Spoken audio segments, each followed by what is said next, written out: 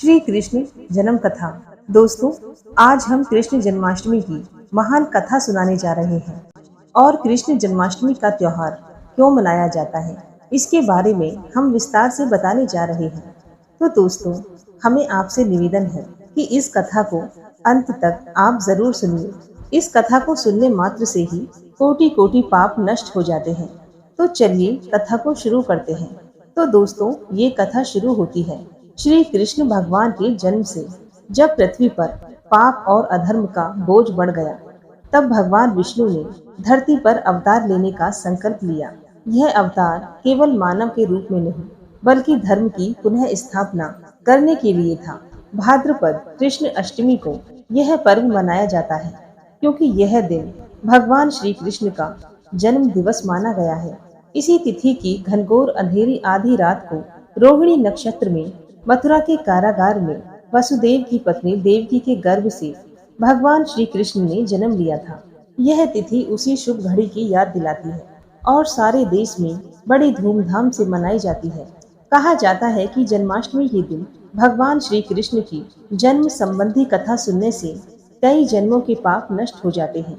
तो आइए कथा का श्रवण करते हैं। द्वापर युग में भोजवंशी राजा उग्रसेन मथुरा में राज्य करता था। उसके आताई पुत्र कंस ने गद्दी से उतार दिया और स्वयं मथुरा का राजा बन बैठा।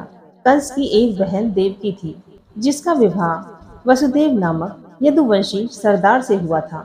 एक समय कंस अपनी बहन देवकी को उसकी ससुराल पहुंचाने जा रहा था। रास्ते में आकाशवाणी हुई, हे कंस, जिस देवकी को तू बड़े प्रेम से ले जा रहा है, उसी में तेरा काल बसता है। इसी के गर्भ से उत्पन्न 8वां बालक तेरा वध करेगा। यह सुनकर कंस वसुदेव को मारने के लिए उद्यत हुआ। तब देवकी ने उसे विनय पूर्वक कहा, मेरे गर्भ से जो संतान होगी उसे मैं तुम्हारे सामने ला दूंगी। बहनोई को मारने से क्या लाभ है। कंस ने देवकी की बात मान ली और मथुरा वापस चला आया। उसने देवकी और वसुदेव को कारागृह में डाल दिया।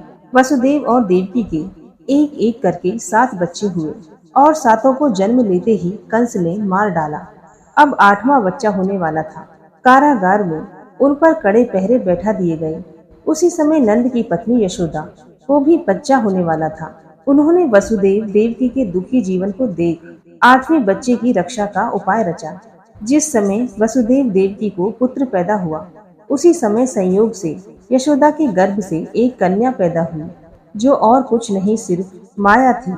जिस कोठरी में देवकी और वसुदेव कैद थे, उसमें अचानक प्रकाश हुआ और उनके सामने शंख चक्र गदा पद धारण किए हुए चतुर्भुज भगवान प्रकट हुए। दोनों भगवान के चरणों में गिर पड़े। तब भगवान ने उनसे कहा, अब मैं पुनः नवजात शिशु का रूप धारण कर लेता हूँ, तो मुझे इसी समय अपने मित्र नंद जी के घर वृंदावन में भेज आओ और उनके यहाँ जो कन्या जन्मी है उसे लाकर कंस के हवाले कर दो। इस समय वातावरण अनुकूल नहीं है, फिर भी तुम चिंता न करो। जागते हुए पहरेदार सो जाएंगे, कारागृह के फाटक अपने आप खुल जाएंगे और उफनती अथाह यमुना को तुमको पार जाने का मार्ग दे देगी। उसी समय वसुदेव नवजात शिशु रूप श्री कृष्ण को सूप में रखकर कारागृह से निकल पड़े और अथाह यमुना को पार कर नंद जी के घर पहुँचे। वहां उन्होंने नवजात शिशु को यशोदा के साथ सुला दिया और कन्या को लेकर मथुरा आ गए। कारागृह के फाटक पूर्ववत बंद हो गए। अब कंस को सूचना मिली कि वसुदेव देवकी को बच्चा पैदा हुआ है।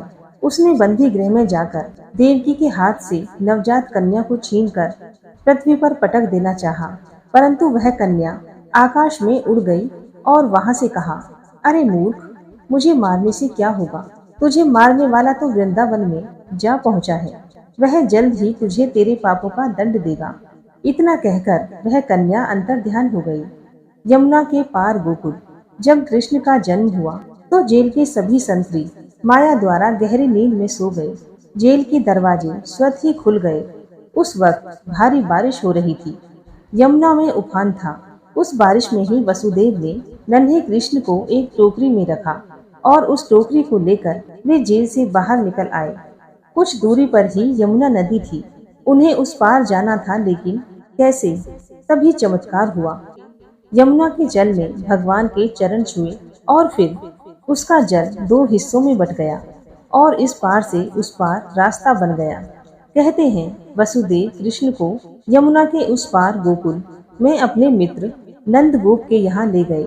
वहाँ नंद की पत्नी यशोदा को भी एक कन्या उत्पन्न हुई थी। वसुदेव श्री कृष्ण को यशोदा के पास सुलाकर उस कन्या को ले गए। गोकुल माँ यशोदा का मायका था और नंदगांव में उनका ससुराल। श्री कृष्ण का लालन पालन यशोदा व नंद ने किया। गोकुल यमुना के तट पर बसा एक गांव है, जहां सभी नंदों की गायों का निवास स्थान था। नंद मथुरा के आसपास गोकुल और नंदगांव में रहने वाले सभी गोपों के मुखिया थे। यहीं पर वसुदेव की दूसरी पत्नी रोहिणी ने बलराम को जन्म दिया। बलराम देवकी के 7वें गर्भ में थे, जिन्हें योग माया ने आकर्षित करके रोहिणी के गर्भ में डाल दिया था। यह स्थान गोप लोगों का था। मथुरा से गोकुल की दूरी महज 12 किलोमीटर है। दोस्तों, विशेष जानकारी के लिए आपको बता दें कि वासुदेव की 2 पत्नी थी, देवकी और रोहिणी। रोहिणी नंदगांव में रहती थी, जबकि देवकी और वासुदेव को कंस ने कारागार में बंद कर रखा था। बाल गोपाल की कुछ ऐसी ही बाल लीलाएं, जिन्हें पढ़कर आप भाव विभोर हो जाएंगे। भगवान श्री कृष्ण बचपन से ही नटखट थे। जितना यशोदा मैया और नंदलाला उनके नटखट अंदाज से परेशान थे, उतना ही वहाँ के गांव वाले भी कृष्ण जी अपने मित्रों के साथ मिलकर गांव वालों का माखन चुराकर खाते थे, जिनके बाद गांव वाले उनकी शिकायत मैया यशोदा के पास लेकर पहुंच जाते थे।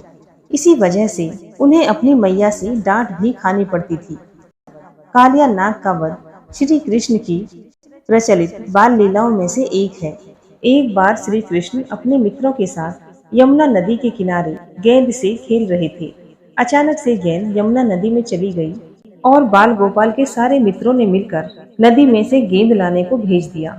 बाल गोपाल भी एकदम से कदम के पेड़ पर चढ़कर यमुना में कूद गए। वहां उन्हें कालिया नाग मिला। श्री कृष्ण ने अपने भाई बलराम के साथ मिलकर जहरीले नाग का वध कर दिया। गांव की गोपियों के साथ रासलीला। भगवान श्री कृष्ण का जहां राधा जी के साथ एक खास रिश्ता था, वहीं गांव की गोपियों से भी उनकी खूब बनती थी। कृष्ण की बंसी की धुनें राधा को खूब भाती थी। पूरे गांव में राधा कृष्ण की रास लीलाएं खूब चर्चित हैं। किसी भी तीज त्योहार पर खूब नाचते गाते दिखाई देते थे। गांव की गोपियां भी श्री कृष्ण की बांसुरी की खूब दीवानी थी। श्री कृष्ण का आकर्षित चेहरा एकदम से गोपियों को और आकर्षित करता था, जो कि पूरे गांव में खूब प्रचलित थी। गोवर्धन पर्वत की कहानी। गोवर्धन पर्वत की कहानी से ही हर कोई परिचित है, जो कि उनकी प्रचलित लीलाओं में से एक है। दरअसल इंद्रदेव श्री कृष्ण की लीलाओं से अनजान थे और उन्होंने गुस्से में गांव में बहुत तेज बारिश कर दी। गांव वालों को बचाने के लिए श्री कृष्ण ने गोवर्धन पर्वत अपनी एक उंगली पर उठा लिया और सभी मथुरा वासियों को उसके नीचे शरण दे दी।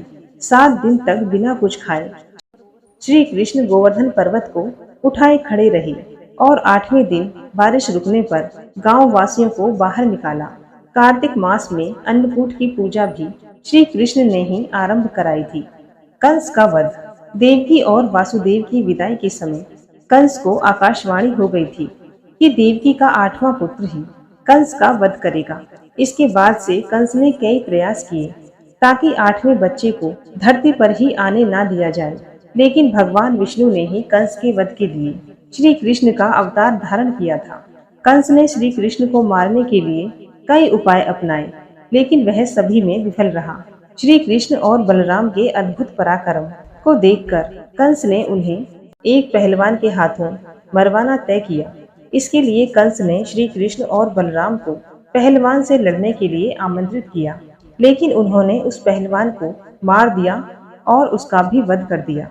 वासुदेव और देवकी को कारागार से मुक्त करवाया। कंस के वध के बाद कृष्ण और बलराम शिक्षा के लिए अपने गुरु के आश्रम चले गए। कुछ दिन श्री कृष्ण ने द्वारिका में ही बिताए। इसके बाद महाभारत का ऐतिहासिक युद्ध पांडवों और कौरवों के बीच लड़ा दिया, जिसका नेतृत्व श्री कृष्ण ने किया। दोस्तों, अगर वीडियो पसंद आई हो तो वीडियो को लाइक करके चैनल को सब्सक्राइब करना ना भूलें।